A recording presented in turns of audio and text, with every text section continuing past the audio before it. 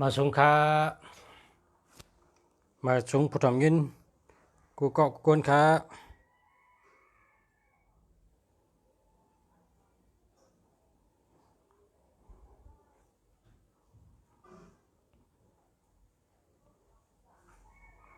มาสงค้ามาสงค้า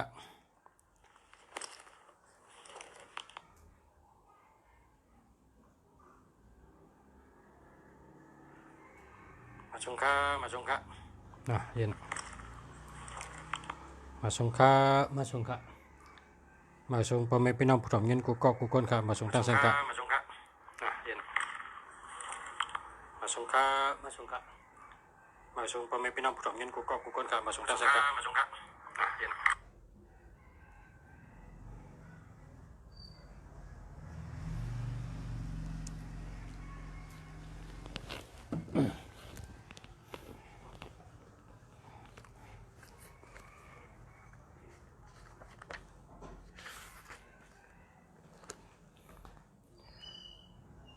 มาสงค้ามันได้แต่เอาล็อกลายลองเฮินเยมาลัดแทงกะเฮินเยเจออันเป็นสัตเทเจออันเป็นก้นมียาวก็เฮมีแทงเจออันแคมยาวก็เฮแคมแทงเจออันดียาวก็เฮดีแทงเจออันหมักมียาวก็เฮหมักมีแทงเจออันแก่ยาวก็เฮแก่แทงนะเจออันแคมยาวก็เฮแคมแทงอันที่ไปแคมหนังหือเตแคมอันที่ไปลีหนังหือเตลีเตมาลัดใน15ลอง15ข้อว่าเฮิรนเฮาอยู่เศร้าในเตเฮ็ดถือเฮามีเงินเตเฮ็ดถือเฮาเป็นสัตเท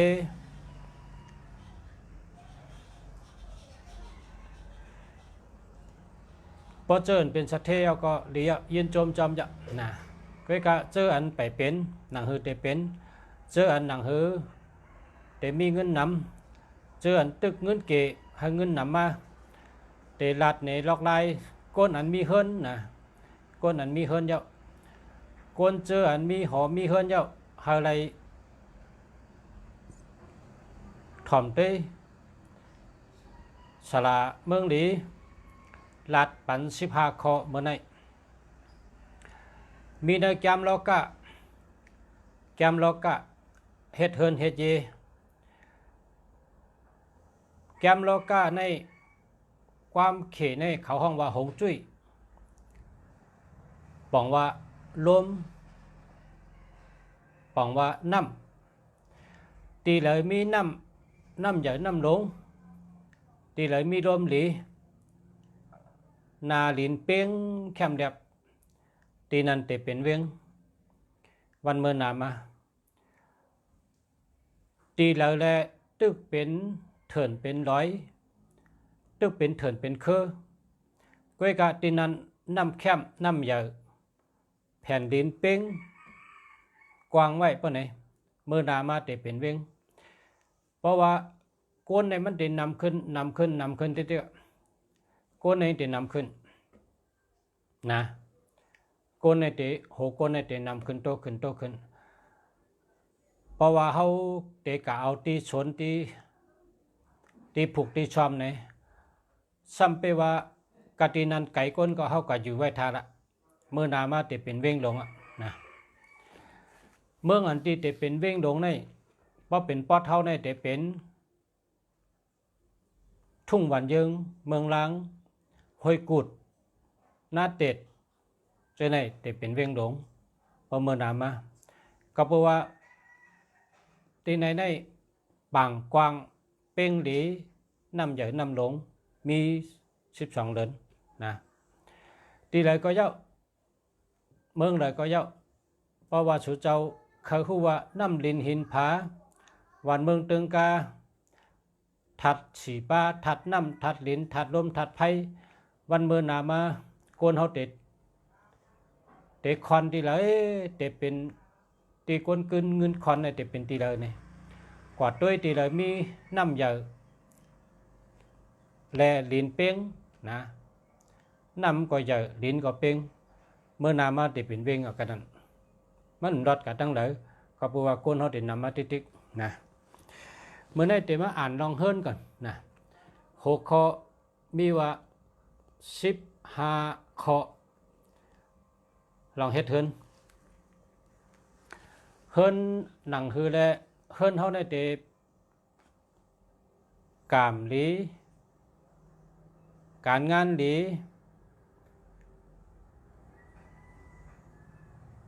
แคมหรือเก่าแคมต้อนหรือเก่าการงานการเงินไปอยู่ดีกูเปิงเฮิงแคมต้อนหรือเก่าจำถ่อมด้วยชิพาเปิงในอันนี้สัตเทเขาเฮ็ดกันนะสัตเทเขาเฮ็ดกันข้อที่หนึ่งในเฮิรนในหรือไรมีกังวานกว้างนะกังวานในเฮิงกว้างนะมีกังวานกว้างเดี๋ยวก็ลมไหลหลี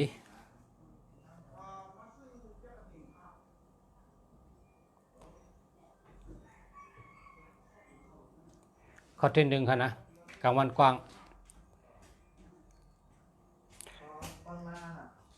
ฮะ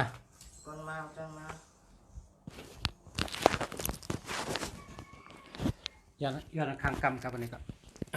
มีพี่น้องมัสซิโก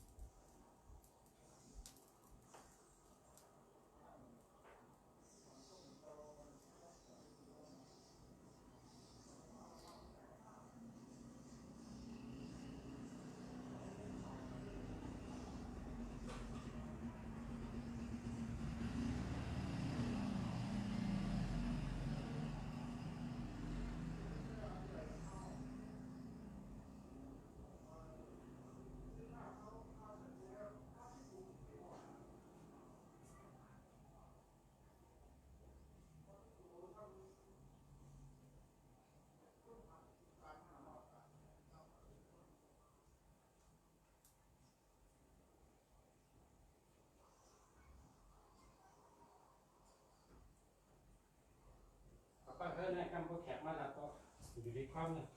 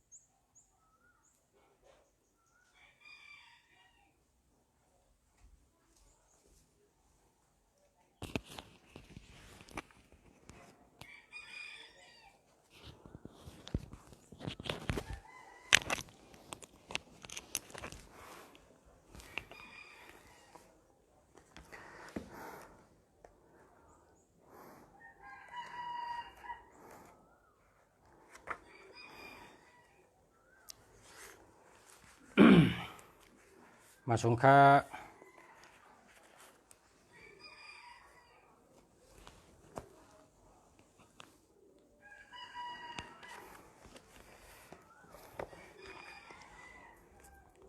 ข้อที่หนึ่งครับข้อที่หนึ่งในเฮินเฮิงแคมเฮิงหลีเฮิงหมักเฮิงมีในข้อที่หนึ่งหลังข้อที่หนึ่งกันเนาะเฮินหนึ่งหลังในกลางวันจะได้กว้างครับกลางวันจะได้กว้างปังสร้างล่างดีหน้าวันนี่อย่าไปเฮิงมีกองหมักหินนะตั้งหน้าเฮินนะกองหมักหินกองยุยักษ์กองไม้อย่าให้มีละให้มันปังให้มันเป้งให้มันเก่งให้มันมดเสือนะหน้าเฮินเขาอันนี้เป็นข้อที่หนึ่งครับข้อที่สองเส้นตั้งไปเฮาลูกอตีพักดูเฮามือเนยโกงเฮินต่อถึงตั้งหลังเฮินนี่ปื้นเฮินเฮาเลยเป้งดีนะให้มันเป้งดีเพราะเฮาไปกว่าอย่าเฮิงขี้ลึกนะอย่าไปเฮามีเป็นสันเป็นกุนเป็นแตงอย่าให้มีละปื้นเฮินเท่าไหร่ให้มันเป้งดีนะเพราะมันเป้งดีเพราะในมันแมนเมลมันจังกะหลีข้อที่สามในพอเฮาลูกตั้งนอกเฮินเด็กเข้าเฮินไผ่ขวามือเปิ้นห้องว่านักกาเขียวไผ่ขวามือในนักกาเขียวอยู่เศร้าไว้กำใจว่าผีเปอร์หอผีเปอร์เฮินนะผีเปอร์หอผีเปอร์เฮินพอลูกตีตั้งหน้าเฮินเขาเตะเขาเฮินเฮาไหนไผ่ขวามือนั่นนักกาเขียวเปอร์ไว้ไผ่ซ้ายมือนั่นเสือเผือกเปอร์ไว้อันนี้เปิ้นห้องว่าผีเปอร์หอผีเปอร์เฮินพอเฮาลูกตั้งนอกเฮินไหวนาเขาเฮินเฮาลูกตั้งนอกเฮินไหวนาเขาเฮินไผ่ขวามือนักกาเขียวเปิดไว้ภายซ้ายมือเสือเผือกเปิดไว้ผีหอผีเอิญนะเนาะภายอันนักกาเขียวนั่นสังว่ามีน้ำเกาหลีค่ะน้ำในนักกาเขาเกียกนะมีน้ำเกาหลีมีต้นไม้เขียวต้นหมอกเขียวอันเป็นสีเขียวดีกุมเบลค่ะเพราะว่าต้นไม้สีเขียวต้นหมอกสีเขียวในปันตั้งขึ้นเยอะนะอันผีเปอร์นั่นเป็นนักกาเขียวนักกาเขียวอยู่ทั้งนั้นเพราะว่าไม้ก็หลุดเป็นไม้เขียวสีเขียวหวานเขียวสีเขียวในเป็นทัดไม้ปันลองขึ้นเยอะเมื่อสูงปันลองขึ้นเยอะเมื่อสูงมากมีลาบมีเงินมีคำมีการงานดีมีกรรมดีลาบดีภายขวามือนักกาเขียวเปอร์ภายซ้ายมือเสือเผือกเปอร์การได้จะมาด้วยข้อที่สี่ในเฮิรนหลังหนึ่งตั้งหลังเฮิรนโหลดได้มีลอยสูงอันนั้นก็ตั้งหลังเฮิรนสั่งว่าเปิ้นเฮ็ดเฮิรนสูงมีเฮิรนสูงไว้ก็ดีอันนั้นก็ตั้งหลังเฮิรนมีต้นไม้ต้นไม้หลงมีตั้งหลังเฮิรนเจ้าในก็ดีค่ะมันเป็นติอิงเฮาค่ะนะมันเหมือนเฮาคานั่งต่างนั่งมีติอิงนะเฮิรนเฮาคาก็เพราะว่าตั้งหลังสูงปังว่าต่างนั่งเฮามีติอิงเฮิรนเฮาก็มีติอิงมันคงมันกึมหลีเขาหลังเฮิรนโดยเลยสูงมันหนังมีลอยสูงเกาหลีมีเฮิรนเปิ้นสูงเกาหลีมีต้นไม้สูงเกาหลีค่ะอันนี้เป็นอันสูงค่ะอันนี้ข้อที่สี่ค่ะกำในมาด้วยข้อที่ห้าค่ะข้อที่ห้าว่าพักดูเฮิรนเฮาในหรือไรกว้างนะพักดูเฮิรนเฮาในหรือไรกว้างพักดูเฮิรนในหรือไรกว้าง128 เซนติเมตรพักดูเฮิรนพักดูตั้งนาหรือไรกว้างเพราะว่าเฮิรนเฮาใหญ่พักดูเฮาก็กว้างปานใดเงินก็เข้าดี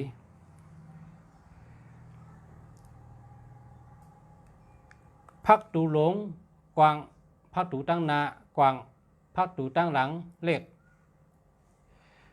กันได้กว่าถึงข้อที่6ครับข้อที่6จ เฮินก้นกำนำมีพักตูอันหมันอันแมนมันมีสองหูพักตูนาและพักตูหลังก็สั่งว่ามีพักตูข้างนะพักตูตั้งข้างอันนั้นก็พักตูตั้งหลังป้อนไหนจึงเพราะว่ากว่าตั้งนอกมาอย่าไปกะเข้าลาเพราะว่ากะเข้าพักตูข้างพักตูหลังป้อนไหนพิษเจ็บพิษดงเตื้อเขือกกนตั้งเฮินตั้งเยเฮ็ดเธอในเฮินหลังนั้นเฮ็ดอ่ำต่อก่อมถูกเฮ็ดต่อก่ออ่ำมันลาดความก่อมแม่นกันการงานก่อมดีการเงินก่อมดีลองมักมีก็หยุบยอมคนในเฮินก็อ่ำยุ่มกันฮักกันแม่นกันถูกกันเพราะว่าคนลุกตั้งนอกพอไรก็ยะคนในเฮินเขาก็ยะสั่งว่าเข้าเฮินมันก็หลุดไรเข้าพัดตูหลงพัดตูเยอะเมียวเหลียวไปค่ะอ๋อ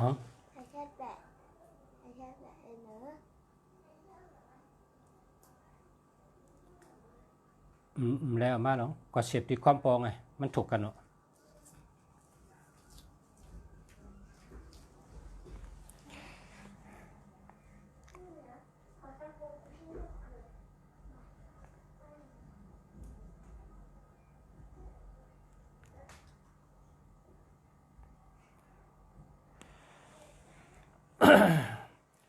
พักตูใน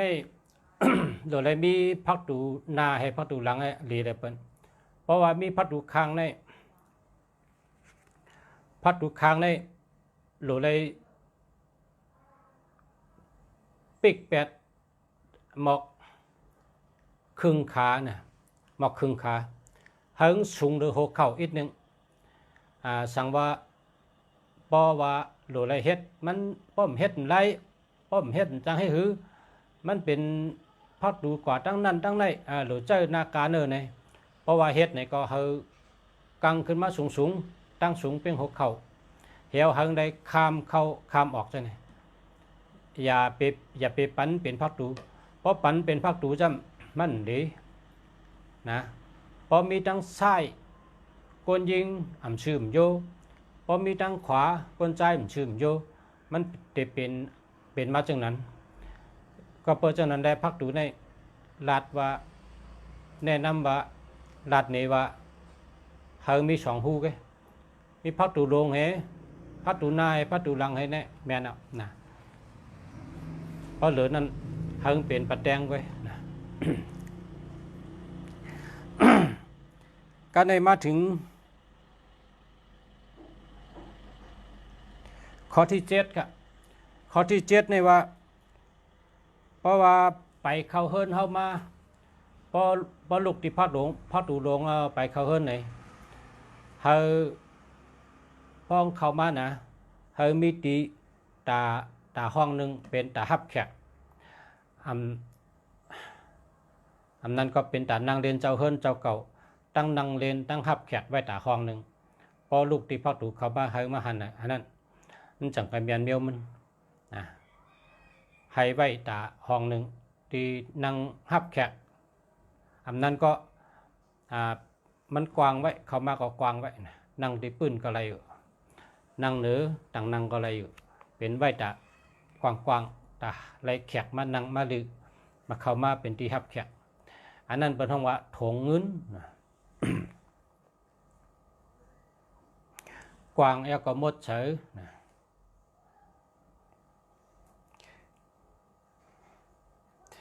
ข้อที่8ครับข้อที่8เฮากว่าอยู่ที่ไรก็เยอะเฮากว่าอยู่ที่เมื่อก็เยอะเฮากว่าอยู่ค่ายเฮิรนค่ายห้องค่ายที่อยู่ค่ายหอก็เยอะสั่งว่าเฮิรนเฮาหอเฮากว่าอยู่ในพอเฮาผุยพักดูคำมาในเฮิงหันห่างเจ้าหอคำนะเฮิงหันห่างเจ้าหอคำห่างเจ้าหอคำเสือเฮิรนไว้เข้มเสือมันปองไว้เข้มนะกำไทยว่าเสือกรอบไว้เข้มห่างเจ้าหอคำมีไว้1 อันเพราะว่า กำนำในหังเจ้าหอคำปาฏิหะก้าขายดีเมตตาดีเขาก็เอาเจ้าหอคำปาฏิหะอำนั้นก็เจ้าหอคำปาฏิเก่า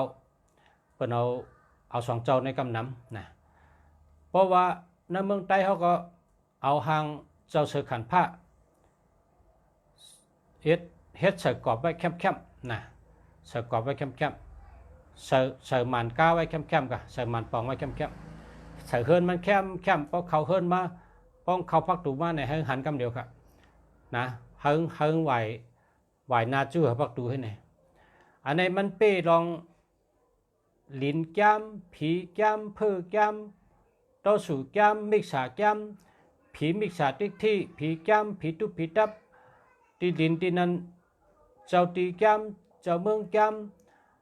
เมียวแก้มเมียวหายทั้งหมดในเป้หมดค่ะเจ้าหอกคำเนี่ยนะเจ้าหอกคำในเป้หมดก็เพราะฉะนั้นแหละเพราะเขาพักตูเขาในหันห่างเจ้าหอกคำมีไว้หนึ่งอันค่ะนะมีไว้หนึ่งอันนี้เป็นลองเกไรกูเมียวนะเกซับปะเกไข่ไรซับปะอย่างประกำแต่ว่าเกไข่ไรกูเมียวค่ะนะเกไข่ไรกูเมียวค่ะ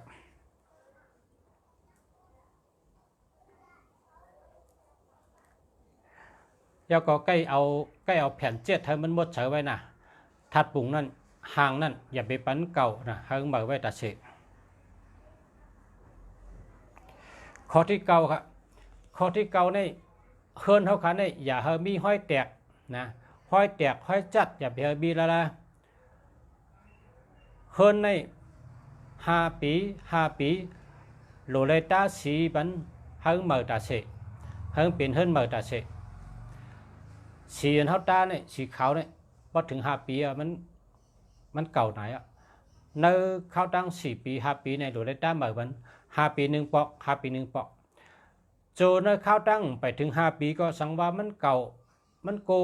มันแตกมันจัดไปไหนเฮอตาคำเดียวเคินเขาในตาบันสีเฮอเมื่อตาเสกนะมันเหมือนจังนาเขาครับนาเขาค้าในหลวงล่างกุวันล่างก็ไรล่างก็ไรแต่ว่าทุ่งจำหรือไรล่างนาพอตื่นมาในเอาน้ำล่างกุวันเขาเนี่ยนาเขาเนี่ยนะพอตื่นมาในเอาน้ำล่างกูก็ล่างนานะครับว่าเขาว่าทุ่งจำเฮิรนเขาค้าในก็มันเป็นนาตาก้นเฮิรนกูก็เขาว่าเพราะว่าเฮิรนเขาในตาสีเหมือมันเหมือไว้ตาเสพในเหมือนหนังเขาล่างนาเขาก็เหมือตาเสพก้นเขาในนาเขาในหมังก็ในล่างย่อมก้าเอาสับยาเสือแทงนะให้มันมดเสือให้ทำได้ว่าตัวเองทำกูทำได้ก็การเป็นหลวงล่างนาเฮิรนเขาขาก็เหมือนกันนะเฮิรนในเหมือนตั้งนาล่างเหเจ็ดเหตาเหนะเฮิรนเขาก็ตัวตีเลยจัดก็ตาตีเลยเก่าก็ตานะตาสีบันตาเสนะเฮิรนเขาในนะเฮิรนเขาในเฮารู้เฮาล้อมลุ่มลาเหมือนหนังนาเขาเนี่ยนาเขาเนี่ยตัวตาเสเนี่ยยักจำกูวันล่างนากูวันเอาล่างไปเย้าเอาสับยาล่างแทงให้เนี่ยนะ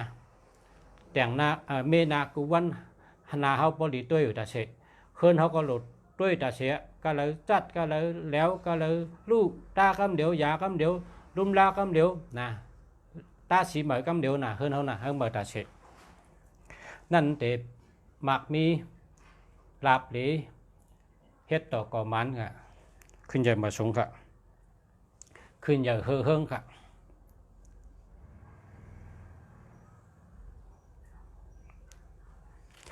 กำในเฮาสังว่าเฮิรนเฮาหางกล้วย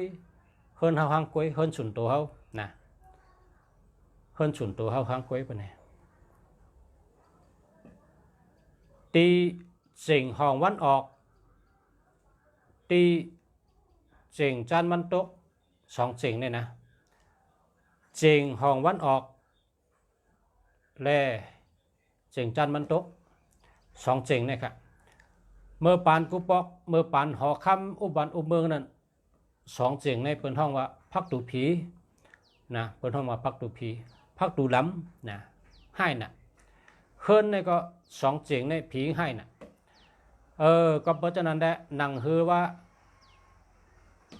ลองให้เต็มมีลองหลีซ้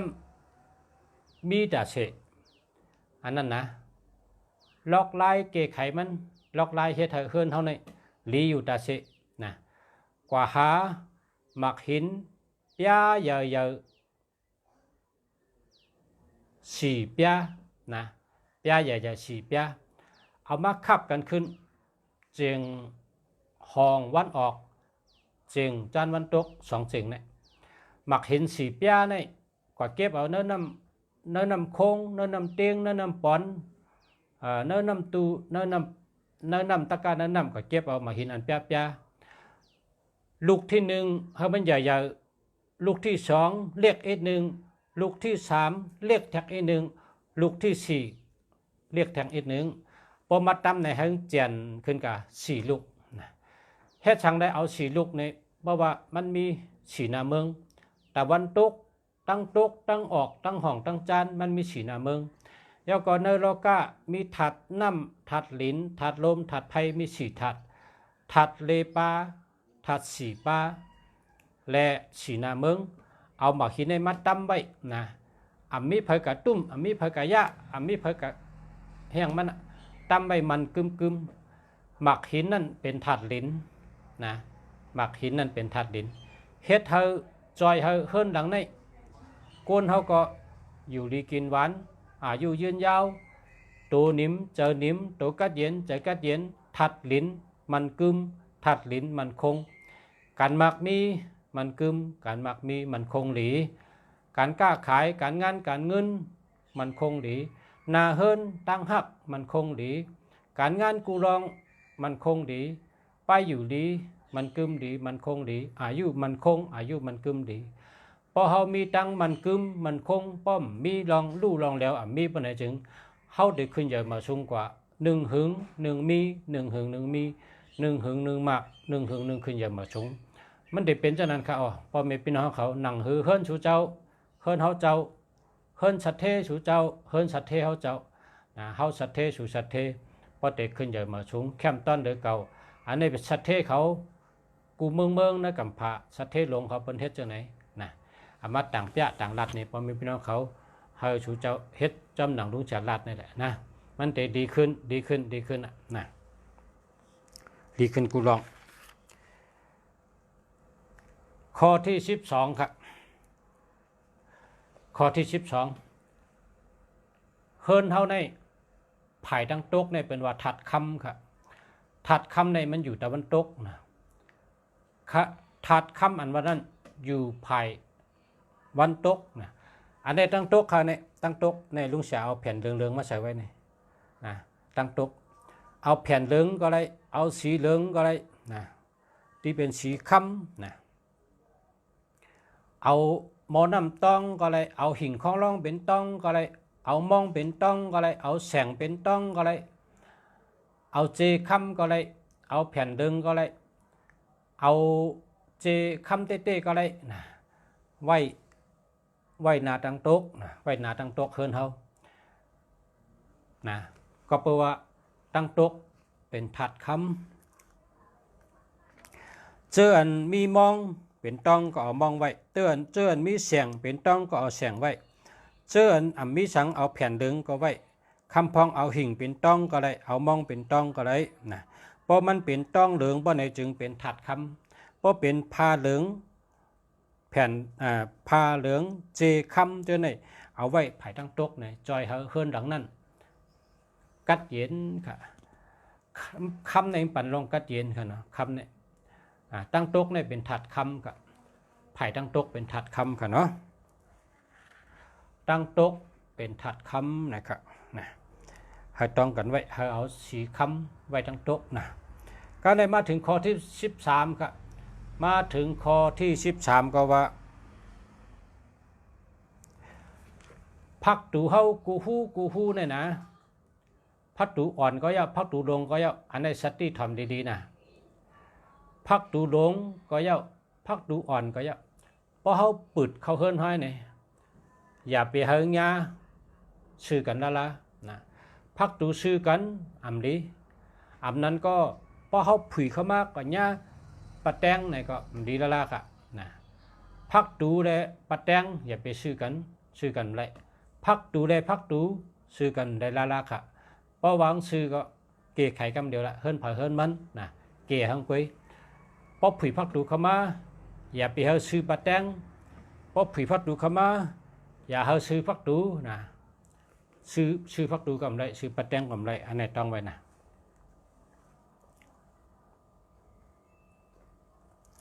เพราะว่าซื้อก็เกะไข่นะการได้มาถึงข้อที่14ข้อที่14เมื่อไกลในว่าตั้งตุกเป็นถัดคำในสมาตั้งออกค่ะตั้งออกซ้ำเป็นถัดไม่ตั้งออกเป็นถัดไม่ตั้งออกเคลื่อนในโหลไรมีต้นไม่ไม่อันเป็นมังกราลีมังกราเมียดนะไม่จมหึงนะไม่จมหึงไม่พักกลุ่มโถเฮมังเขไม่กังยาแพทย์ไม่จมหึงไม่หักอันดีอันเป็นไม่มังกราลีมังกราเมียดเนี่ยไม่ต้องกล้าไม่ปี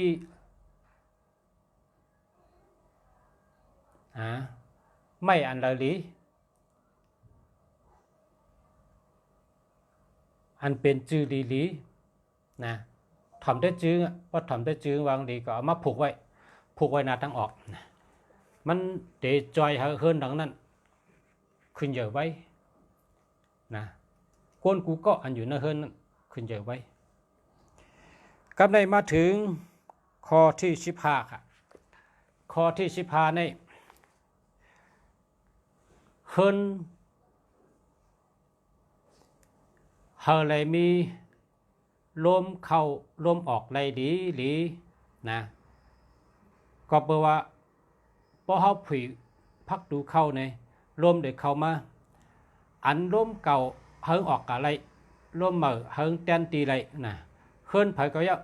เฮิงไรลมดีเฮาเลยผุยลมเข้าปันกุวันนะเฮิงไรลมดีวานเมืองเมี่ยวเวียงตีอยู่ตีไรก็อยาก1มีลมหลี2มีน้ำหลีตีนั้นก็อยู่ไรค่ะในเป็นยามโลกะนะพอตังเมืองไทยเขาก็ว่าโดยหงจุ้ยนะหงจุ้ยมีน้ำหลีมีลมหลีก็อยู่เลยนะอันนี้เป็นข้อที่15ครับเนาะเป็นไงครับพอมีพี่น้องเขาถ่อมเตยแล้วก็วนเตยเจนจาเตยหางเผอหางมันนะอ่านข่าวมาลัดในลัดต่างลัดปันชูเจ้าต่างลัดในชูเจ้าเฮาชูเจ้าก็เฮ็ดไว้ก็เร็วไงนะอำโลกับปังเผอมาอำโลกับห้องเผอมาอำโลยุมเปิ้นอย่าไปยุมเปิ้นเฮาชูเจ้ายุมตัวเก่าเฮแลเจ้านำกัดตัวเก่าเจ้าปิญญาตัวเก่าเฮ็ดช่างหางกุยขึงปองหางกุยปกปองหางกุยเพราะว่าเฮาปกปองหางกุยขึงปองหางกุยเฮ็ดช่างหางกุยในเฮาไล่นำตอนพรดีเฮ็ดให้ตัวเฮาในมีตัวทบมาพอหึงมาเฮาได้เป็นกลแดดในหลังนั้นพอเฮากลุ่มกับปึงเปิ้นเจ้าใหญ่เปิ้นอีสังก็เจ้าใหญ่เปิ้นอีหังก็ปึงเปิ้นเฮาก็เสียเงินแล้วก็บ่หึงมาเปิ้นกรรมมาในเปิ้นว่าเสียเมียตาเตก็1รัดเมียว1ก็1รัดเมียว1ก็ดึงได้มาเอาเงินตัง1ก็ได้มาเอาเงินตังชูเจ้าจะเสียเงินนำชูเจ้าลูกก็ห้องเผอมาด้วยเฮิรนชูละโดห้องเผอมาชูเจ้าtôi hăng quê này thòm hệ kê hăng quê này hết hăng quê chơi năm cắt châu cầu chơi tăng hu châu cầu chơi bình nhà châu cầu cô mư châu cầu sóng con này lại cô tin mư châu cầu tổ kinh châu cầu năm cắt tổ châu cầu heo có chơi óc bình nhà pen có mi nhàn bình nhà họ có mi nhàn bình nhà pen có mi óc họ có mi óc pen có côn họ có cônเปิ้นก็เฮ็ดไรเฮาก็เฮ็ดไร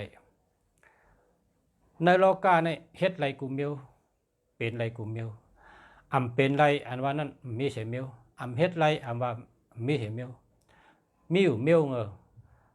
เฮ็ดแลมเป็นนะป้อมเฮ็ดได้มันเป็นป้อมลูกเฮ็ดได้มันเป็นใครเป็นทางขาป้อนนั่งให้วนเจนเจ้าเจนได้มันเป็นมาเพราะว่าตัวเจ้าเก่าลูกก็เฮ็ดได้อันเจ้าเก่าใครเป็นก็เป็นมาตัวเจ้าเก่ามีสติปัญญาสติปัญญาญาณปัญญาเจ้าสติวิทยา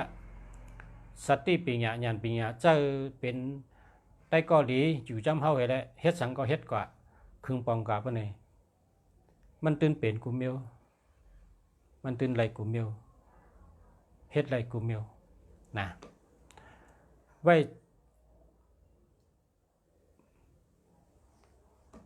้ใจเย็นนะไว้ใจเย็นแล้วก็ทัดฉังเงาลายแหละทัดฉังตัวเจ้าเก่าทัดฉังกูลองเฮวแล้วปกป้องอันเลยทัดฉังละมันโอเคก็เรียกลายค่ายครึ่งปองลองอันโอเคมันอันแคบมันเหมือนจังเฮิรนเขาว่าลุงเสียว่าเฮิรนนี่หรืออะไรเป็นไหนเนี่ยล้อมด้วยละเฮิรนเจ้าเก่าที่เริ่มไปแคมไปโอเคก็เฮ็ดหังแคมนะเฮ็ดตุ้ยนะแคมเอาเฮ็ดนะปองแคมมาก็แคมแบบเพิ่นว่าโอเคนั่นน่ะเนาะค่ะมาส่งค่ะพ่อแม่พี่น้องเขาพ่อแม่พี่น้องผู้นำยินกูก็กูเจ้าค่ะย้อนสู้ให้กูก็กูเจ้าเฮาได้อยู่ดีกินหวานเหตุการณ์ขึ้นใหญ่มาชงย้อนให้กูก็อยู่ดีมีเงินห่างดีกึกปืนกูก็กูคนกูก็กูเจ้าใส่กำค่ะมาส่งค่ะเมื่อไหร่ก็แข็งเมียวค่ะเนี่ยหอยแวมได้ไปเลยละนี่เพราะผักอะไรหมักนับลีนะอันนี้หมักนับดีครับผักอะไรหมักนับเอาไม่หมักแกงเฮ็ดมาครับว่านี่เอาไม่หมักแกงเฮ็ดมาเพราะผักอะไรก็กับสืบมาขนาดไม่หมักแกงครับว่าเอาต้นหมักแกงในหมักแกงลงในเอาต้นหมักแกงลงมันเก่าหนาวเขาซ้ำมันเก่านะอาลาไม่หมักแกงในหึงหนาวนะเขาซ้ำลือต้นครับก็ในลือต้นเหี่ยวเขาซ้ำเฮ็ดหมักนับครับว่าตัวเดียวนี่เขาเฮ็ดไว้นำนะเฮ็ดไว้นำเนี่ยเอามาลาดลุงเสียว่าลุงเสียผักอะไรหมักนับนะหมักนับก็จะเป็นต้นหมักแกงค่ะเนาะหมักแกงมันท่องว่ามักกี้ปินเนี่ยเนาะชื่อก็ดีหรือหมักแกงนั่นน่ะในป๊อปผักอะไรก็กับสืบมานะหนึ่งนับหนึ่งเดิมครับว่านะเขาเฮ็ดกับดูจ้อมจ้องจ้อมมันเจ้าได้ป้อนมันเจ้าลังเขาได้นำหนาวะนะเนี่ยผักอะไรก็สั่งมายาวครับตึกแคบเนี่ย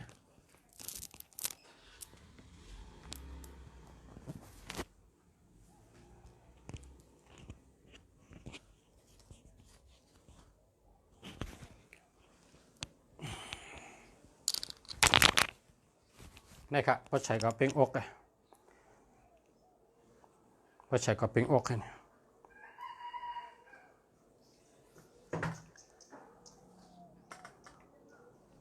นะครับพอใส่ก็เป็นอกแล้วเนี่ยเป็นหัวใจเนี่ยมันยาวมีปากแปดค่ะเนี่ยหมักนับนะผักอะไรก็สั่งมานะหมักนับเป็นต้นหมักแกงเอาหมักแกงเฮ็ดไว้ครับเอาต้นหมักแกงเฮ็ดไว้ครับค่ะยินชมค่ะขอบใจค่ะเชนก็คือค่า1 เชนในเขาขายอยู่เพราะเอาน้ำได้เขาจะย่อมก็นะต้องไปทำมันผักอะไรนะอันนุ่งเสียชื่อได้กำทำด้วยเขาก่อนติรัดกลางก็คือเนาะกำลาดีวาโกเป็นว่าการป้อนนี่เนาะค่ะนี่ชมค่ะขอบใจค่ะ